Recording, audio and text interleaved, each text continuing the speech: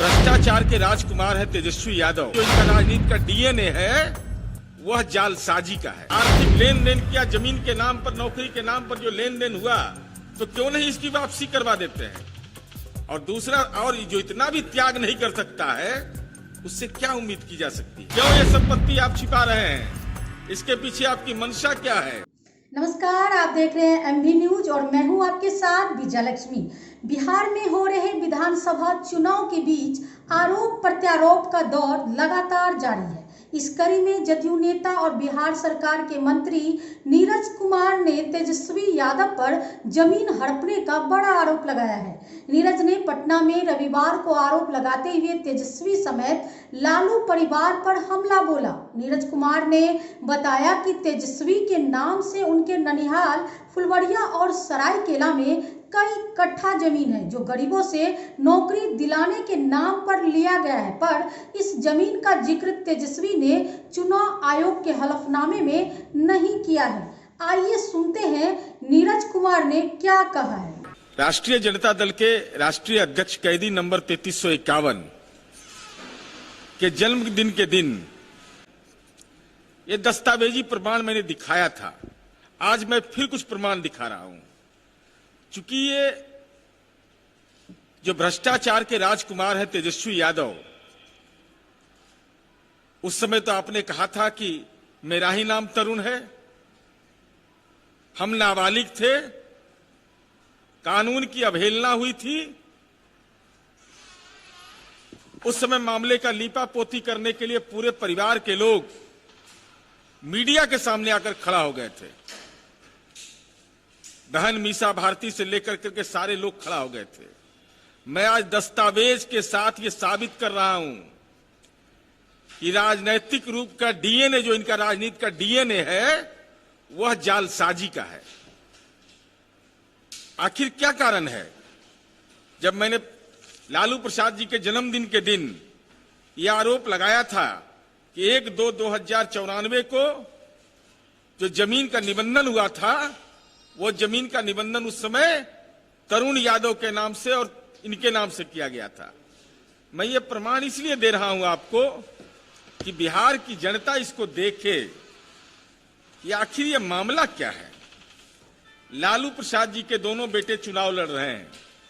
ये चुनावी हलफनामा है।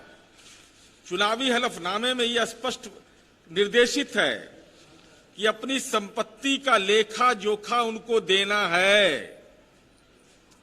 लेकिन ये लालू प्रसाद का जो परिवार है, तेजस्वी यादव जी, अपने मां पिता को तो आपने दरकिनार कर दिया राजनीति के मुद्दे के तहत कि इनका फोटो गायब कर दो। लेकिन ये दस्तावेज हैं और इस दस्तावेज में ये जमीन आपके नाम से है। ये जमीन का खाता खसरा नंबर सहित है। ये जमीन है। ये क्यों नहीं है हलफनामे में दर्ज, चुनावी हलफनामे में।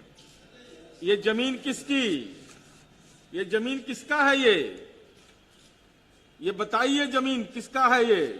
ये जमीन है फुलवरिया में और सेलार कला में, जो आपके पैतृक गांव और ननिहाल में है। उस जमीन का दस्तावेज का क्यों नहीं आपने चुनावी हलफनामे में मेंशन किया है दोनों भाई ने। यह सवाल खड़ा होता है।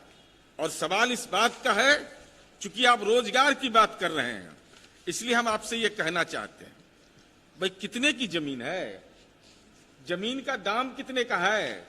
आज जो सेलार कला में जमीन है और वहां जो जमीन है, आज के डेट से अगर देखेंगे तो मात्र 70,92,620 आज का लागत मूल्य है।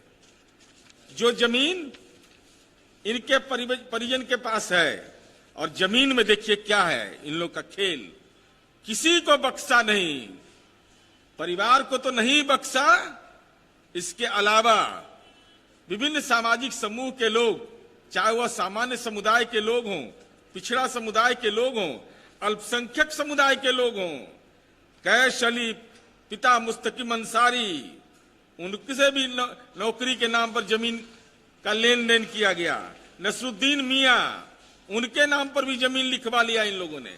हमारा आरोप सीधा है कि आपने चुनावी हलफ, आप तो कह रहे हैं रोजगार देंगे, रोजगार की बात कर रहे हैं तेजस्वी यादव जी, तो ये कौन सा रोजगार है जो आपने ये कबूल किया था लालू प्रसाद जी के जन्मदिन के दिन कि तरुण यादव और तेजस्वी यादव एक ही हैं, तो ये जमीन के कागजात चुनावी हलफनामे में क्यों नहीं दर्ज हुए? ये दस्तावेज है, प्रमाणिक दस्तावेज हैं, इससे आप इनकार नहीं कर सकते हैं। इसलिए हम यह कहना चाहते हैं कि लालू प्रसाद जी, आप जितना जतन, तेजस्वी यादव जतन कर लीजिए, जब अपने मां बाप के छाया से अलग है, संपत्ति से अलग क्यों नहीं रहे? इतनी भी कुर्बानी आप नहीं दे सकते कि जो जमीन के बारे में आपने कहा था कि हमको तो मूछ नहीं हुआ था, हम तो कुछ जानते नहीं हैं, और आपके लिए क्या है ये? एक रोया के बराबर भी नहीं है। इतने लाख की संपत्ति आप क्यों नहीं लौटा देते हैं? लौटा दीजिए ना। उन गरीब लोगों को, अल्पसंख्यक समुदाय के लोगों को, पिछड़े समुदाय के लोगों को, आप सामान्य समुदाय के लोगों को, जो आपके मां बाप ने राजनीति में कुकर्म किया, आर्थिक लेन देन किया, जमीन के नाम पर, नौकरी के नाम पर जो लेन देन हुआ, तो क्यों नहीं इसकी वापसी करवा देते हैं? और दूसरा, और जो इतना भी त्याग नहीं कर सकता है, उससे क्या उम्मीद की जा सकती है? इसलिए हम यह कहना चाहते हैं, ये प्रमाणिक दस्तावेज हैं। इसलिए तेजस्वी यादव जी, पहले यह स्पष्ट करिए कि लोक प्रतिनिधित्व कानून की धारा के तहत आपने अपराध किया है कि नहीं? आपने धारा 123 के तहत, और जमीन का दस्तावेज आपने क्यों छिपाया? क्यों ये संपत्ति आप छिपा रहे हैं? इसके पीछे आपकी मंशा क्या है? और समाज के विभिन्न तबके के लोगों का जमीन, अगर मां बाप के छाया से आप अलग हो रहे हैं, आप तो ऐसे बेटा है जो मां बाप के लिए ही माफी मांग रहे हैं। तो मां बाप ने जो गुनाह किया, तो जमीन तो आप ही के नाम से है ना, तो जमीन क्यों नहीं लौटा देते हैं उन लोगों को? तब आपकी नीयत पर समझ में आएगा कि आपकी नीयत क्या है रोजगार के सवाल पर।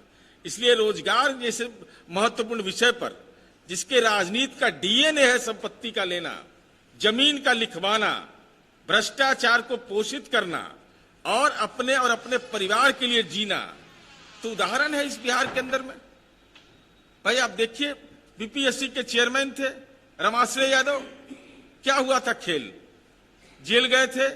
सरदार देवनंदन सिंह कहां गए थे? जेल गए थे। विद्यालय सेवा बोर्ड के चेयरमैन जेल गए थे।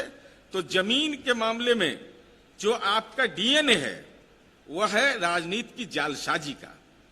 इसलिए यह तेजस्वी यादव को बताना चाहिए कि ये दस्तावेज, जो जमीन के दस्तावेज फुलवरिया और सेलार कला का मैं दे रहा हूं, ये पहला परिवार है ऐसा जो अपने ननिहाल में भी, नहिरा में कोई जमीन नहीं लिखवाता किसी से। भाई बड़ा प्यार रहता है लोगों को प्यार रहता है बहन से, भाई से, भतीजा से, लेकिन उनको भी बख्शा नहीं। और जमीन कितना है? कोई है 1 कट्ठा, कोई है 2 कट्ठा, कोई है 6 कट्ठा। अरे भैया ये क्या कर रहे हैं? तो हम यह कहना चाहते हैं कि तेजस्वी यादव को यह स्पष्ट करना चाहिए ऐसे सवालों पर कि उनका नजरिया क्या है, और उनके राजनीति का डीएनए तो केवल और केवल एक ही है ना। और दूसरा सवाल मेरा है कि अब द्वितीय चरण का चुनाव आज समाप्त हो रहा है। राष्ट्रीय जनता दल यह स्पष्ट करे कि जब संविधान के तहत, संशोधन के तहत, जब ए टू जेड पार्टी का आप दावा कर रहे हैं, तो राष्ट्रीय जनता दल के पार्लियामेंट में, राज्यसभा में मनोज झा ने सवर्ण आरक्षण का विरोध क्यों किया? और हमको इस बात का फक्र है कि माननीय मुख्यमंत्री नीतीश कुमार जी और एनडीए की सरकार ने देश के चंद राज्यों में से वो है जिसने विधायिका में बगैर आरक्षण की कटौती किए, समाज में बगैर तनाव फैलाए हमने जो सामान्य कोटि के सुविधाएं दी। और देश के अंदर यह उदाहरण है कि सामान्य कोटि के छात्रों को भी छात्रवृत्ति दी जाती है। अगर बेटी को हमने रिजर्वेशन दिया तो समाज के सारे तबके की बेटी को दिया। स्टूडेंट क्रेडिट कार्ड दिया तो उससे आच्छादित किया। इसलिए समाज में घृणा का वातावरण पैदा करके, और जिसके राजनीति के डीएनए में केवल जमीन का हेरा फेरी हो, हम नहीं सुधरेंगे।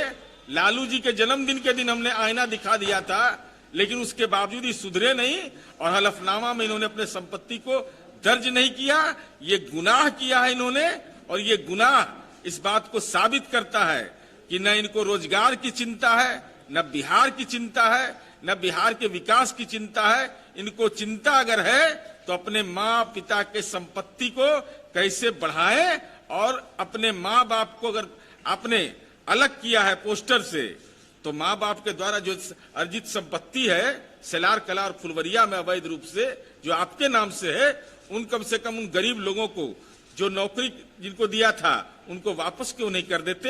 ये तेजस्वी यादव से मेरा सवाल है। तेजस्वी के एनडीए में राजनीतिक अपराध है, इस मामले को चुनाव आयोग में ले जाने की बात करते हुए नीरज ने कहा कि अगर मैं झूठ बोल रहा हूं तो मानहानि का दावा करे या फिर गरीबों की जमीन को वापस करे। नीरज कुमार ने आरोप लगाते हुए कहा कि अल्पसंख्यक सहित कई लोगों की जमीन लालू परिवार ने हड़प ली है। नीरज कुमार ने कहा कि तेजस्वी यादव भ्रष्टाचार के राजकुमार है। नीरज ने ये भी कहा कि तेजस्वी के नाम से 8 कट्ठा, तेज प्रताप के नाम से 6 कट्ठा जमीन है। इस परिवार ने बीपीएल रेखा के नीचे वाले लोगों को भी नहीं छोड़ा है। लालू और तेजस्वी आदतन अपराधी हैं और हम इनकी शिकायत चुनाव आयोग में करेंगे। नीरज कुमार ने कहा कि तथ्य छिपाने के आरोप में इनके खिलाफ कार्रवाई होनी चाहिए। लालू परिवार ने बताया था कि तेजस्वी ही तरुण है, फिर इस जमीन की जानकारी हलफनामे में क्यों नहीं है? तो आपने देखा कि इस चुनावी दौर में किस तरह से जुआनी हमला जारी है। बने रहिए एमबी न्यूज के साथ और हमारे चैनल को लाइक, सब्सक्राइब और शेयर करना ना भूलें और कमेंट सेक्शन में अपनी राय जरूर दें।